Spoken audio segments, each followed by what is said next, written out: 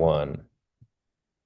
Welcome into the latest episode of the Betting the Pitch NFL podcast. I'm your host, real_G Warner, across all social media platforms, joined by _Snicker. And we went 2-0 last week. I'm really happy to say it.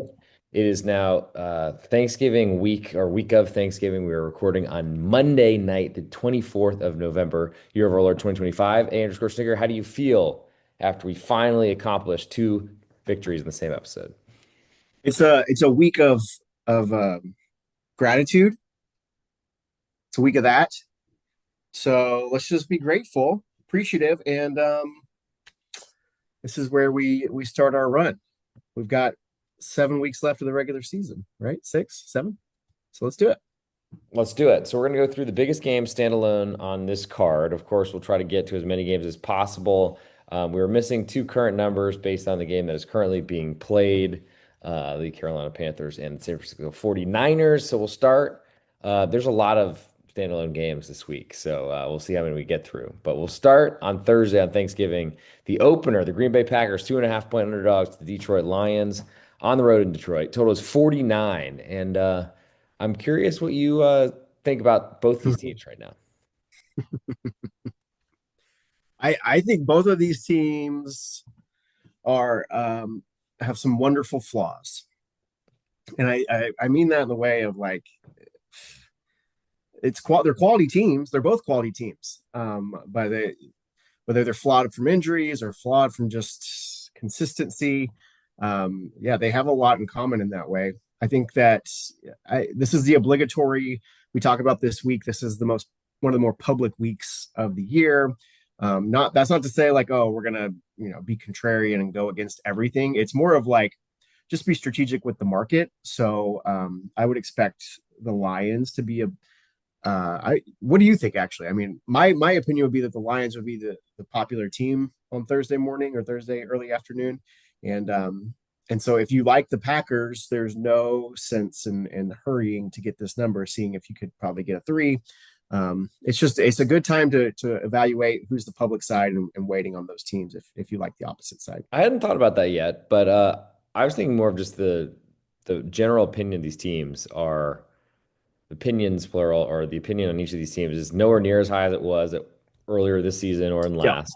I think sure. probably the Lions were more special last year because the Lions coming in off an overtime victory against the Giants, which it's like having to barely survive Jameis Winston is not a great sign. Um, I mean, Jahmyr Gibbs looks awesome, but if there's a huge downgrade to David Montgomery, if he ever leaves the field, I wonder if he can be effective for this long and such a quick turnaround, all that sort of stuff.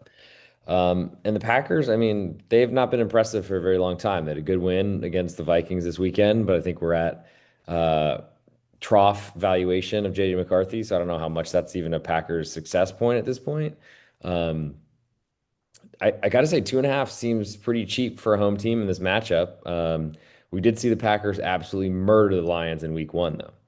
Yeah, that's part of what you know the dreaded 2.5 is not my favorite game to bet on in the NFL. You're just dealing with such tight margins. Um, and I do think, you're going to have most people looking at this and saying, oh, I can get the Lions for less than a field goal. As we're sitting down for Thanksgiving lunch or whatever it is, I would assume that they're going to be a pretty popular side. With that being said, this was at least 2 years ago, though. This was Green Bay really. Jordan Love got his career going against the Lions in the Thanksgiving game. I think it was 2 years ago. Obviously, it's a much different situation now where the expectations are a lot higher. Um, but I do think the offense should be able to see build off what they did on Sunday, and be able to be a little bit better, or just at least be adequate or be good enough that what we saw from early in the season.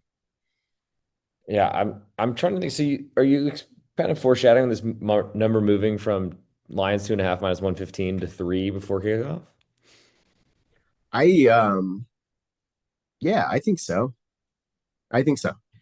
Um, and I think this is the week where you can look at those movements and maybe evaluate them a little bit differently. Obviously, you make your own decisions, and everyone should understand the market to the best of their ability. But um, this week the moves may not be as indicative as you may see in other times. I just don't know that I feel that strongly about either of these teams right now. It's hard to reverse the utter domination just by changing the venue. I guess Yeah, it's possible, but sure. it's hard for me to look past. And I gotta feel like if there's we haven't seen the Packers being 3-point dogs at all this season, maybe. Trying to think of where. So Yeah. I feel like if we get that, there's a lot of money there. So I wonder if this stays 2.5. We'll move to the next game that stands alone on Thursday, and this one's also pretty important. Some decent comebacks last weekend. We have the Chiefs. They're currently 3-point favorites of the Dallas Cowboys. Total is 52 in this one. Oh boy, yeah. This is a oh, I really really like this game, and it's really not all about what the Cowboys have done the last 2 weeks with the Raiders and the comeback against the Eagles. Although that Eagles game was impressive.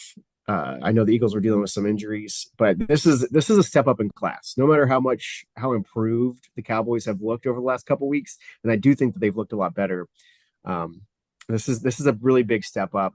We're still in a lull for evaluating the Chiefs based off of just well, they may not even make the playoffs type deal. Their schedule has been really really daunting up there with the Bucks and some of the other contenders that have just had a brutal slate.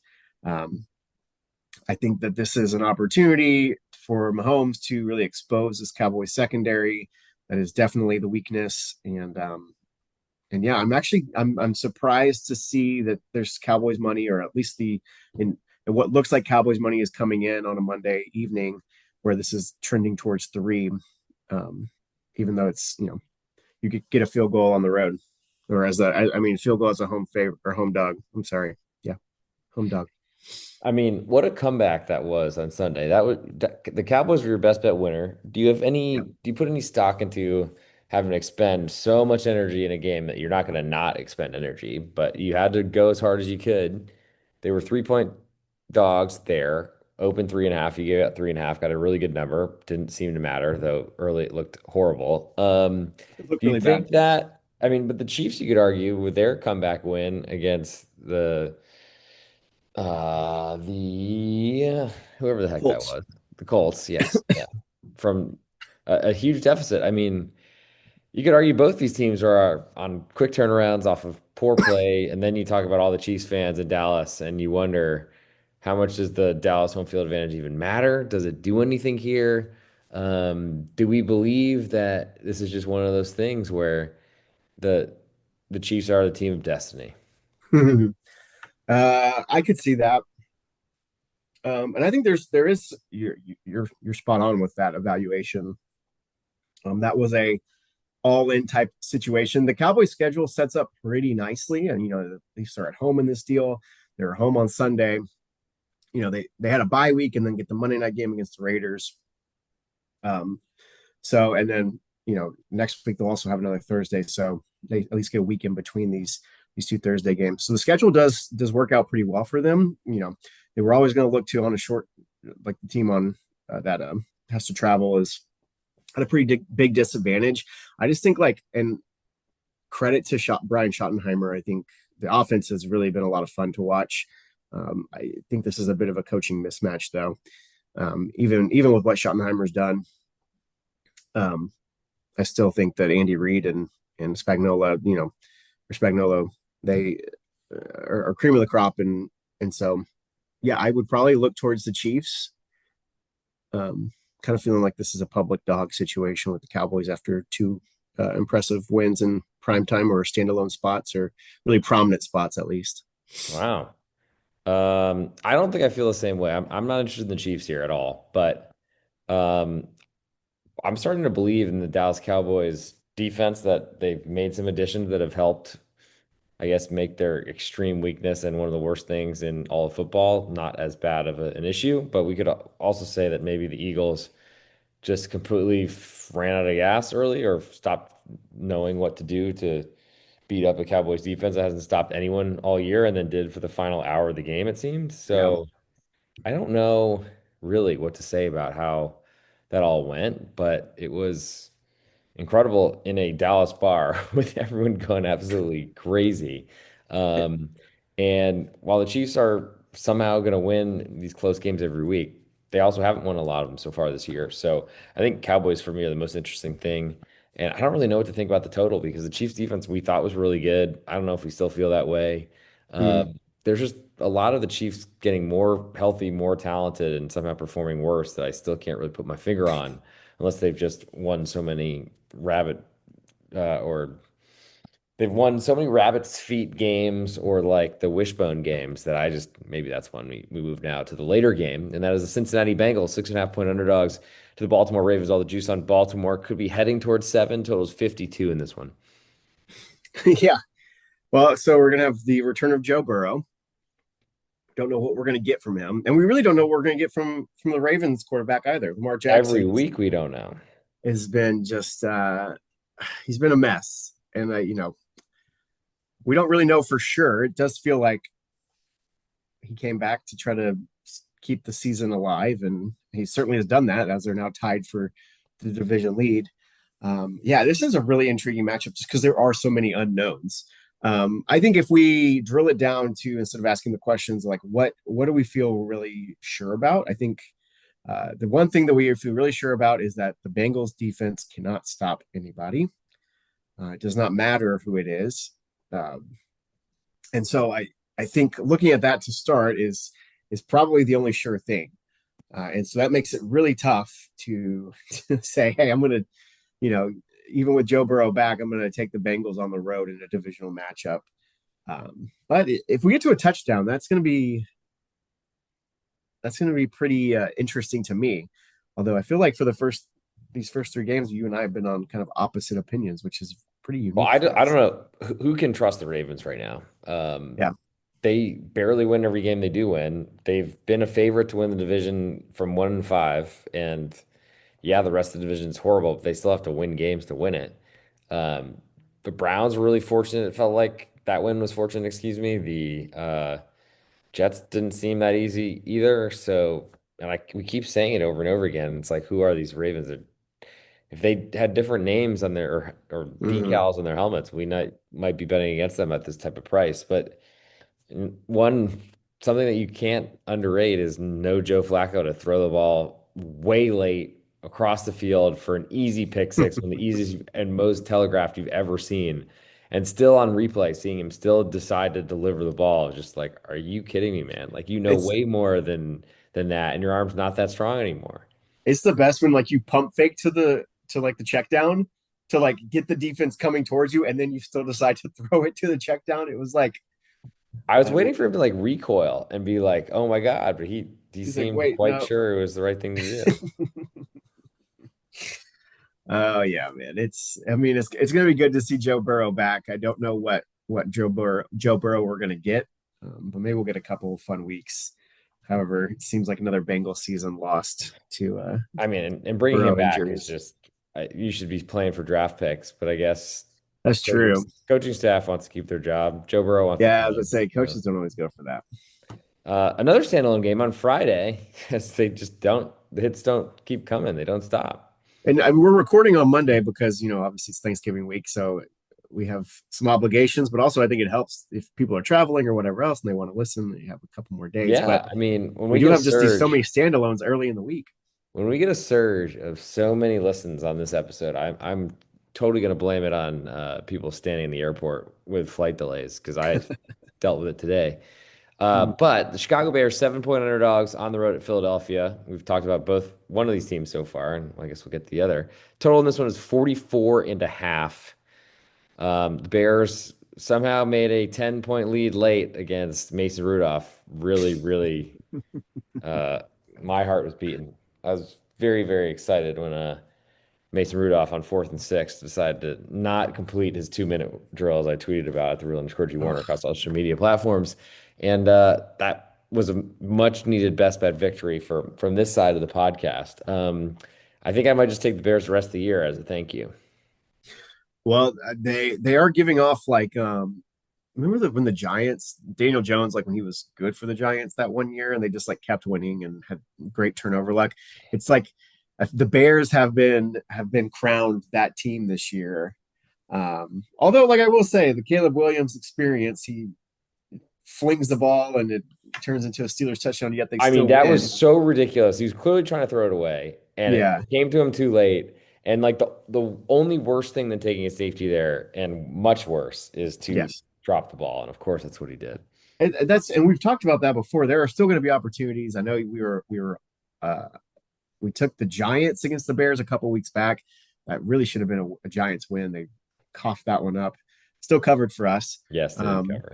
Yeah. So I think we've kind of this last week was tough for me because I was looking at the Steelers defensive line and thinking, a similar type deal. It was just the idea of going with Mason Rudolph and kind of what the Bears have, the magic that they have. Like they're just like they're finding ways to win. And so I know that's really cliche, but it just is uncomfortable to go against a team like that when everything's going right for them. I mean, So I think they're it was not a stellar performance, I'll put it that way. no. But So while unstellar, it they still answered the bell on that ridiculous fumble touchdown and plenty of other ones too. what is going on? Sorry, there's like a 49ers player. I think he's like trying to fight another 49ers player. I don't know what's going on. Jawan Johnson, Is it Juwan Johnson? Well, who's that's he trying to 15. fight? That's 15. I was getting Oh, tackled. okay. No. It's the other. Oh, it's Trevon Moehrig. There we go. Okay. Sorry, that's terrible podcasting, but it was just like, what's going on? It's okay. Um, It's okay. so Terrible, terrible game. Like, oh, that's a nice hit in the face. He's probably getting suspended. Good. we like we look at this game with the Eagles. I've been an opponent of the Eagles for most of this season, even though they've found ways to win. So this is a kind of a gross game for me because these are two teams that I've been trying to fade at random at various spots throughout the year. I will say less so the Bears than the Eagles. Um, but I do think looking at what the Eagles can do with the defensive line, uh, I think that this could be another where Caleb Williams could become a little bit uncomfortable. Footwork could go wrong, make some bad decisions again. The problem is, it's just like there's nothing I can rely on with this Eagles offense. It's like even when they have things going, it's like they just stop doing it. Like Jalen Hurts he's moving the ball, he's using his legs, and then he is throwing the ball all over the yard, and then they just like stop. Like the Cowboys only got one sack on Sunday, and it was at that late, the last one. It wasn't like he was under an immense amount of pressure. It's just like I don't understand what they're doing, and I'm worried that it's a similar criticism to a couple of years ago with like Jalen Hurts just kind of making his own decisions rather than like listening to the coaching, which is not the way it needs to be. I don't know if there's like a full thought in there. It's just like I would love to take the Eagles -7, but I cannot trust what they're going to do on offense. I mean, they were I was very concerned about our best bet 2-0 on the line when clearly it was a big time number for the Eagles to get up so early. 21 nothing, if I'm not mistaken. I literally was at a Yep. bar with this guy who's like, yeah, I left at 21 nothing to get out of there and like missed one of the best comebacks of all time.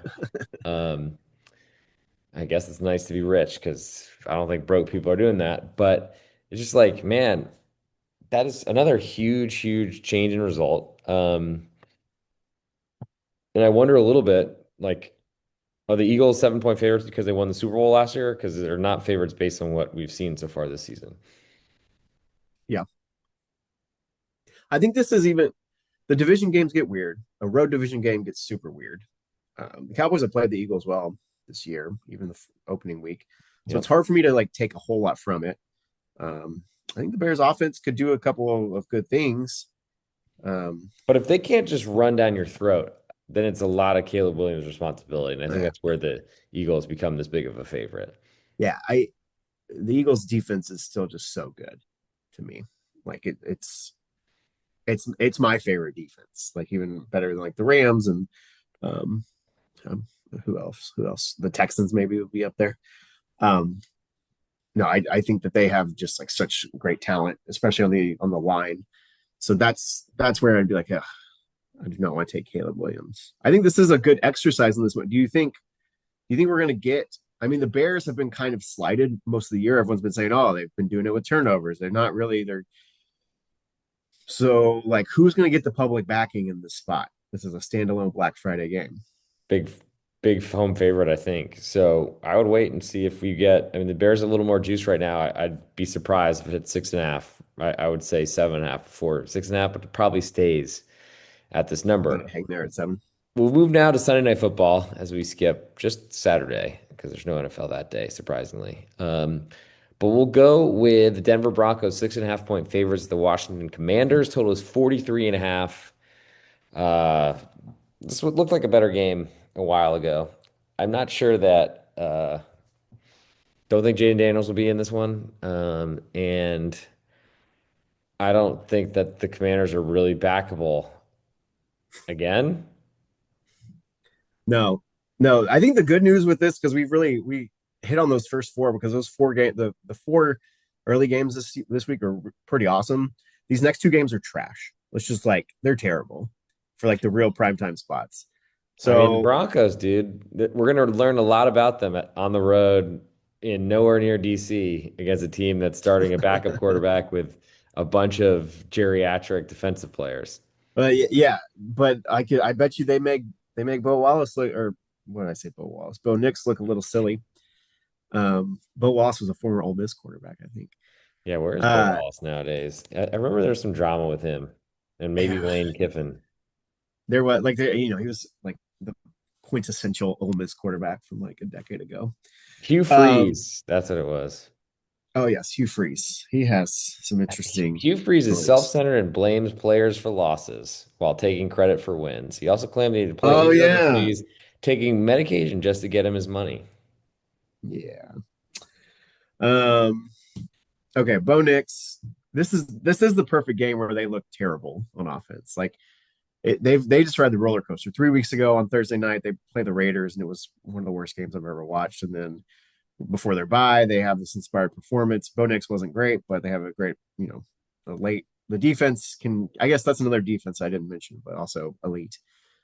Beat the Chiefs, so I just don't think this is going to go well for Mariota. Even even though he's like been decent this year. Decent this year. Okay. Yeah, the next beauty. I mean, there's a lot of history in the Giants 7.5 point underdogs in the road to the Patriots. I It's wonder if true. that's why this game was picked to be Monday Night Football, and that was what the narrative they're going to run. There's probably so much Eli Tom Brady stuff on this thing, and Oh, David Tyree's chewing gum catch on his helmet.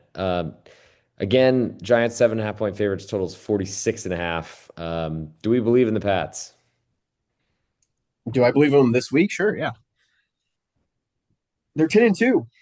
They're kind of in the same like Bears situation. I know everyone's saying how terrible their schedule's been, and yeah, they probably shouldn't be 10-2, but they're pretty good. They've been decent. I don't know how the like network executives decided that the Patriots Giants was like the game that they were going to put on Monday Night Football for this one. Um, Well, I mean, we've seen Giants, so the many bad Monday night games over the years. that's true, including what we saw tonight. Um, Giants are the first team to be eliminated from the playoffs. I don't know if you're gonna what we're gonna see from Jackson Dart. Like Jameis Winston has been pretty fun to watch.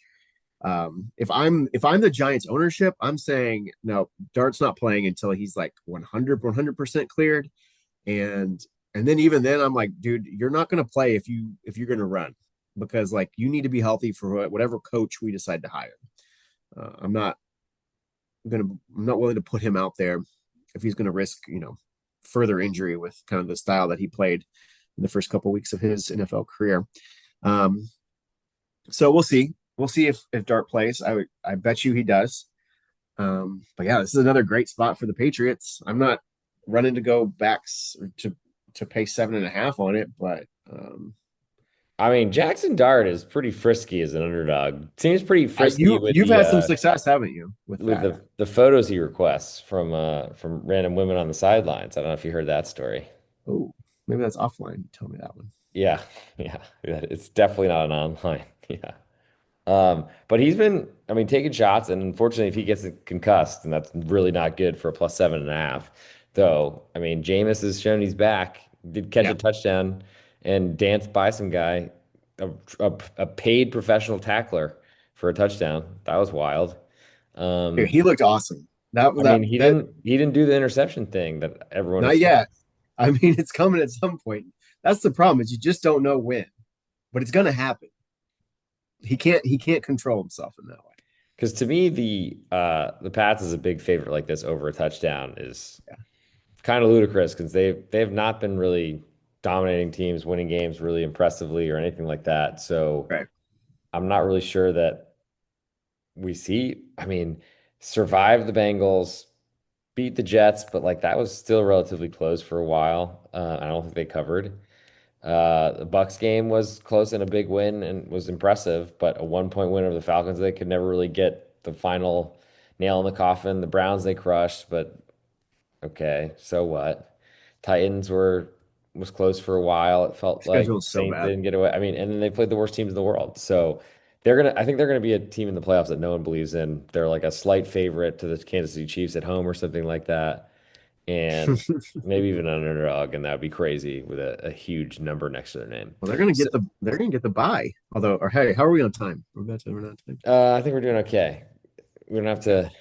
to. Well, we'll see if you believe me that when the timer comes up like Well, last weekend. it used to tell me how much time was left. Now it doesn't. It's just kind of That's like, all that's right. funny. I'm glad that only tells me. Where would you like to go on Sunday so we can discuss some other games? Because those last two Um, were special. I think the other game that's of high interest to me is the Texans visiting the Indianapolis Colts. Houston 4.5 point underdogs. Total is 44, and Indiana Jones will be back in Indiana coming off a very difficult to take loss. Yeah, I mean, everyone watched what the Texans did against the Bills. I should I go into how much I've hated on the Texans with between you and me? Well, we've kind of Or gone different ways where early in the season we both didn't like it. They we criticized their defense for never being exotic or taking chances and just yeah, being a base defense all the time. yep, The market really liked them for a while. I mean, the Bucks game stands out on Monday Night Football to me when the Bucks were playing well. Seattle mm-hmm, did too, or the numbers way too small all week.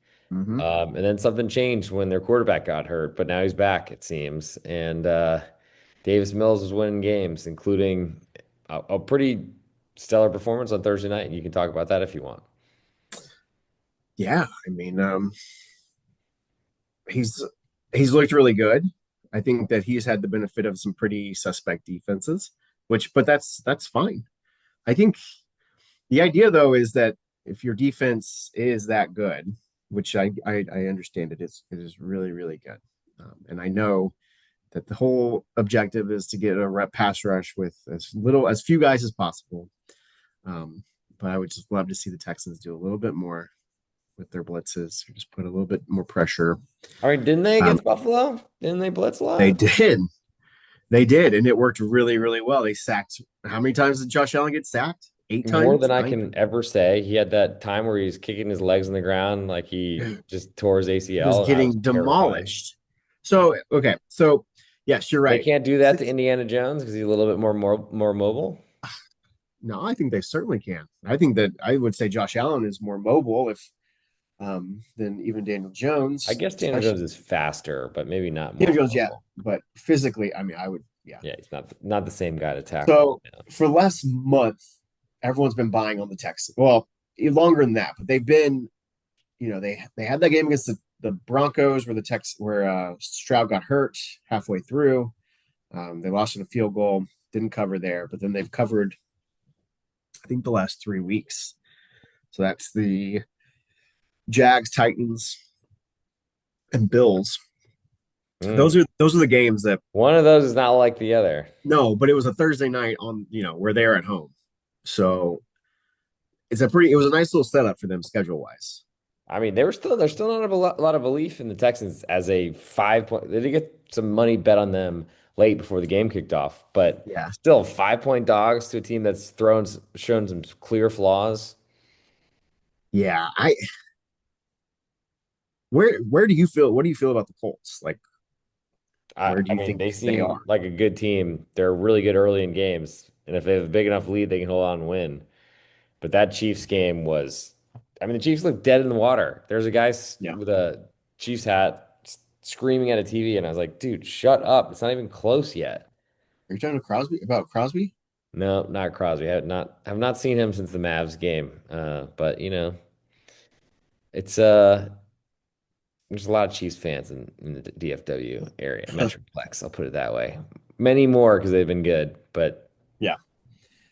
they're not Um, all Hunts. I know that. well, yeah, I thought the Chiefs' game plan worked really well against the Colts. They just kept the ball away from them, basically. No matter what, they just said, "All right, Kareem Hunt, you're gonna," and that maybe is something else to look at. Like Kareem Hunt touched the ball how many times on Sunday? Was it near 30? Mm. So a guy that's a little bit older, Fantasy league winner. yeah, Kareem Hunt. Wow, how about that? Um, I think that yeah, I'm struggling with the Colts Why are because the Colts 4.5 point favorites? yeah, I yes, it's a Because great CJ Stroud question. is that bad? Like, why isn't this 3 or 2.5? Why is it Yeah, this so big? this if we just extrapolate here, that would say that the Colts are a 1.5 point favorites over the Seahawks I on don't believe neutral. I don't believe that for a second. One and a half one the Colts are 1.5 points better than the Seahawks on a Or even neutral. more than that, considering how cheap the Seahawks were in a Monday night game at home in Seattle, where there's generally some home field advantage. I don't know there's a ton in Naptown. I I would give them some home field advantage. They do.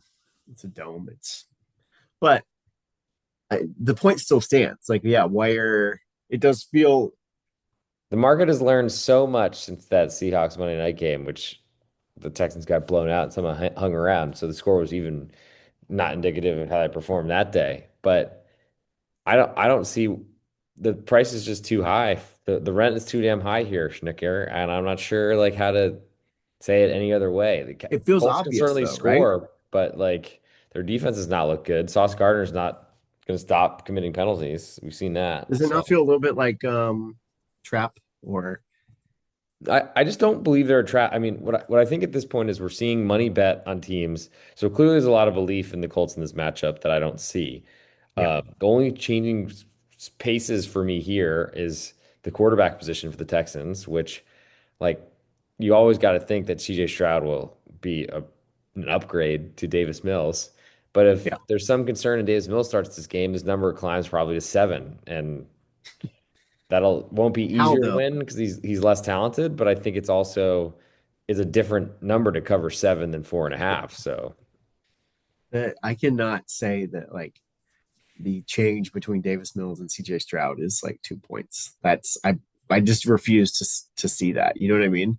that But you're first right. Like play, I'm like this play action pass against the Bills, and he was like so careful to throw it right to his tight end who just literally dropped it right in his hands. maybe that's but that maybe that's all they need because of how good their defense is. Is like they just Yeah, have to don't. like just be But CJ careful. Stroud used to be great because he never turned it over. So like I Yeah. don't, that's not a concern for me. The Cardinals 3 point underdogs at Tampa Bay.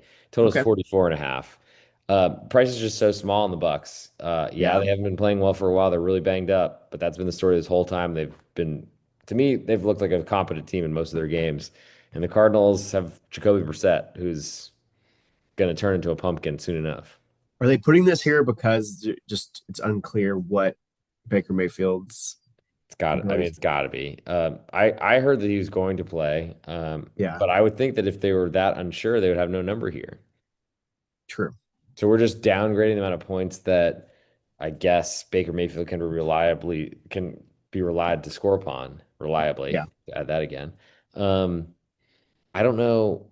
Like the Cardinals have been loved by many markets this year, and I don't know why. Yeah. You're right.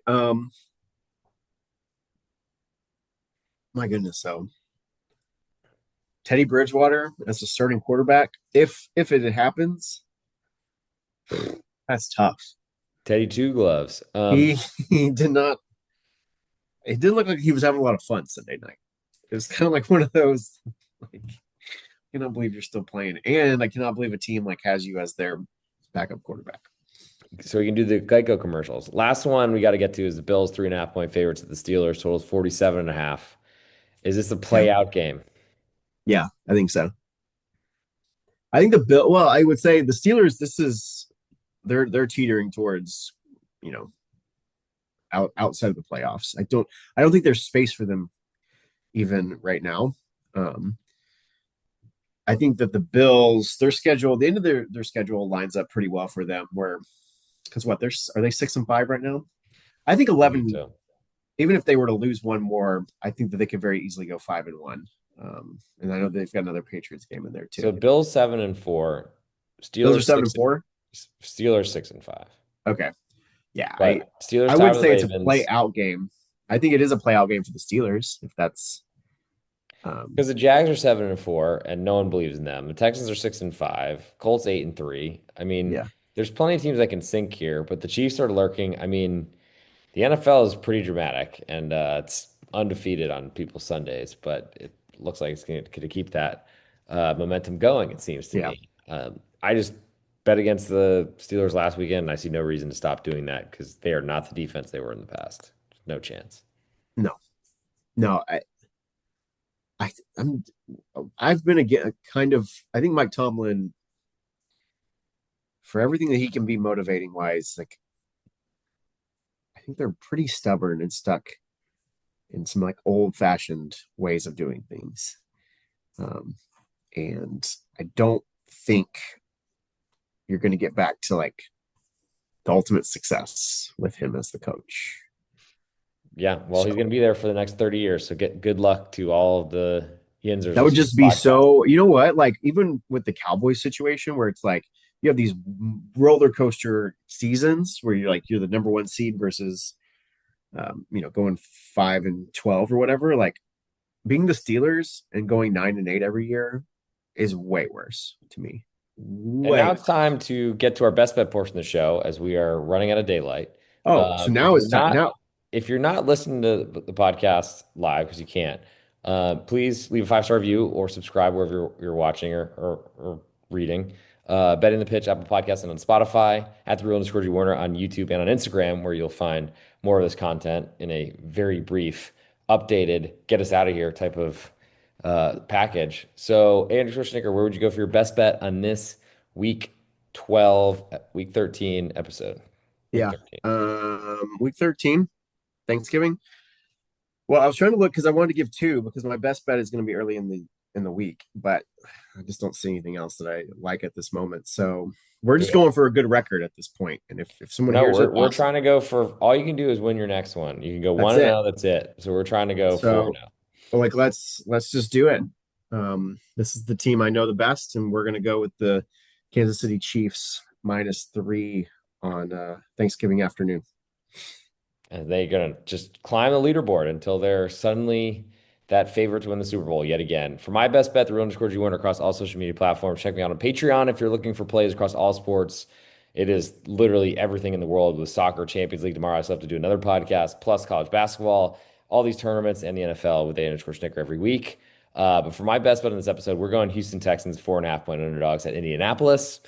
I don't see why this number is so big. Yeah, the Colts may win by 3, but I think this is a game the Texans can win again. And we ride off with the Miko Ryans and what could be an overrated defense a little bit, but I think it might show up in Indianapolis. See you in the next episode before this kicks us out. Good night.